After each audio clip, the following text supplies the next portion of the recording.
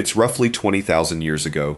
You're lying under a mammoth hide in a hut built from mammoth bones, and outside, the wind is trying to kill you. Not metaphorically. The temperature is deep below freezing. There is no heating system, no down jacket ordered overnight, no thermostat. And yet you are warm enough to sleep. For 99% of human history, winter wasn't something you complained about on your commute. It was the thing standing between you and not existing anymore. And somehow, your ancestors didn't just survive it. They got weirdly, impressively good at it. Here's the lie modern documentaries love to tell, that Ice Age humans were hunched, shivering, barely scraping by, one bad week from extinction. The truth is stranger. They weren't enduring the cold through sheer grit. They were engineering their way around it, with tools and tricks so clever that some of them still show up in your closet today. So let's actually look at how they pulled this off. Because some of the answers are so strange, so specific, that you'd assume someone made them up.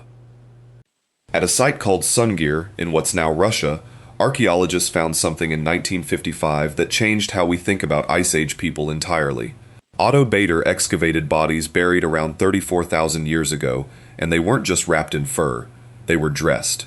Thousands of tiny mammoth ivory beads were arranged in patterns that matched tailored clothing. Sleeves, trousers, hats with brims. This wasn't someone throwing an animal skin over their shoulders like a cape. This was fashion. Functional, layered, wind-blocking fashion, 20,000 years before the word layering existed. And here's the detail that gets buried in most retellings. Making clothes like that requires a needle.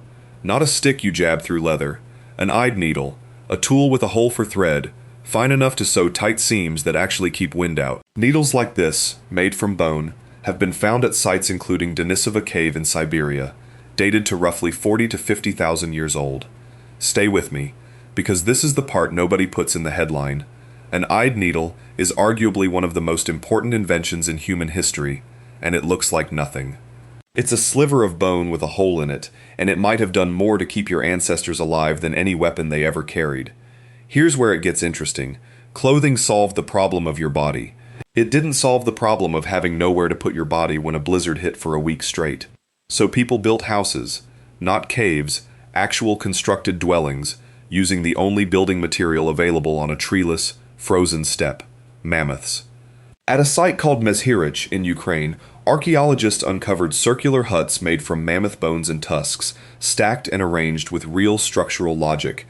Dating to around 15,000 years ago, skulls formed the base, long bones interlocked like an Ice Age log cabin. Hides were stretched over the top. Building one of these took an enormous amount of labor and an enormous number of dead mammoths, which means it wasn't a solo project. Whole groups worked together to haul, stack, and cover these frames. The house wasn't just shelter from the wind.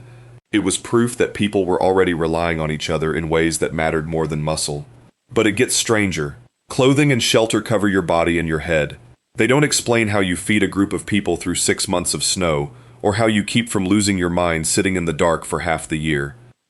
At Dolní Věstonice, in what's now the Czech Republic, archaeologists found something almost accidental: fired clay fragments, about 26,000 years old, with the impressions of woven cords and nets pressed into them before the clay hardened. Cordage, essentially early rope twisted from plant fiber, doesn't survive on its own. It rots, but this cordage happened to leave a fingerprint in wet clay right before that clay was fired hard as stone.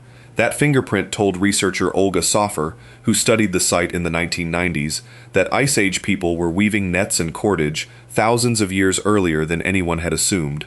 Nets for catching small game. Cord for tying, hauling, building. Which raises an uncomfortable point. If this is the stuff we happen to have evidence for, how much did we miss simply because it rotted? Here's a fact that sounds made up but isn't. Your own body still carries a leftover Ice Age survival tool, and you've probably never noticed it. It's called brown fat, a special type of fat tissue whose entire job is to burn energy and generate heat, rather than store it. Human infants are born with a lot of it, and cold-adapted populations tend to retain more of it into adulthood than people who grew up somewhere warm. Your ancestors weren't just wearing better coats. Some of them were running a slightly different internal furnace, free of charge, built right into the species. And clothing wasn't the only place your ancestors cheated the climate. Ice Age hunters in Europe relied heavily on reindeer and mammoth, And they didn't just eat the meat. Fat was the real prize.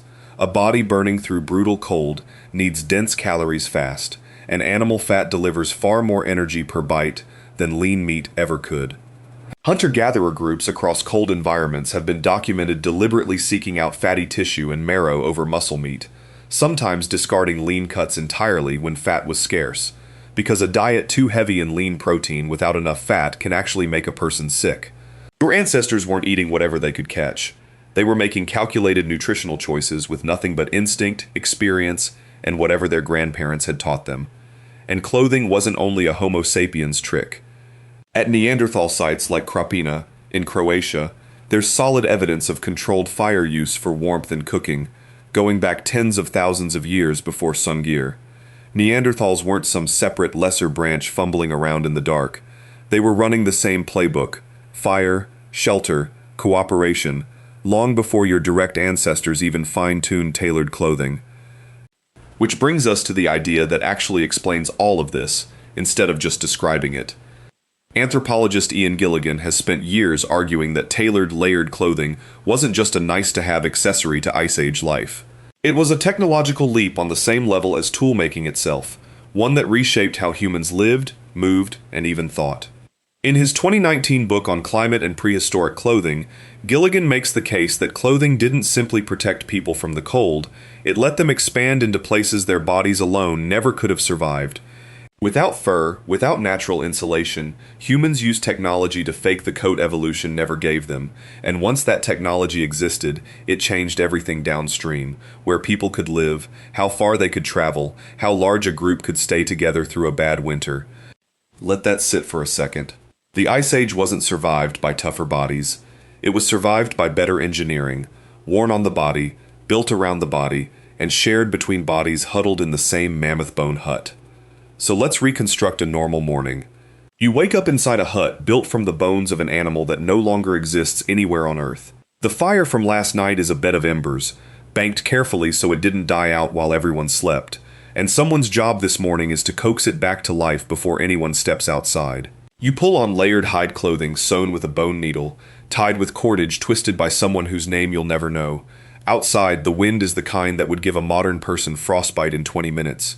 You step into it anyway, because there's food to find, and bone or wood to gather, and the group is counting on you to come back. Here's the twist nobody expects. The traits we associate with survival of the fittest, raw strength, raw toughness, going it alone, mattered far less than the ability to cooperate, share, and maintain a group large enough to cover every job a winter demanded. The fittest Ice Age human wasn't the strongest. It was the one other people wanted to keep in the group. And this is where it gets jaw-dropping, in a quieter way. A group of people 20,000 years ago, sharing one banked fire inside a mammoth-bone hut, had almost nothing in common with you. No Wi-Fi, no supermarket, no medicine beyond what the land offered. But they had something a lot of comfortable modern lives quietly lack. They could not survive without each other, and they knew it, every single day. You can go an entire week today, warm, fed, and completely alone, and never once need another human being to keep you alive. They couldn't do that for a single night. The cold made isolation impossible. It forced connection as a matter of biology, not preference. Somewhere between a Gravettian family passing a fire-warmed stone between hands and a modern person scrolling alone under a blanket with the heating on, something essential got quieter. Not louder, quieter. The honest answer is, we don't know exactly how most Ice Age communities organized themselves, how decisions got made, who led, who followed, or how much of daily life was warmth and how much was quiet fear. Most of it left no trace at all. What we do know is written in ivory beads, bone needles, fired clay, and stacked mammoth bones, small, stubborn pieces of evidence that all point the same direction, not toughness, ingenuity, and each other. It's roughly 20,000 years ago, and inside a hut built from the bones of a mammoth, you are still alive. Not because you were tough enough to survive the Ice Age alone, because you weren't alone. You were never supposed to be. So here's a question worth sitting with. If the thing that got your ancestors through the coldest, hardest stretch of human history wasn't strength but connection, what does that say about the parts of your life you're trying to get through completely on your own? Let me know down in the comments what you think they'd say about how we live now.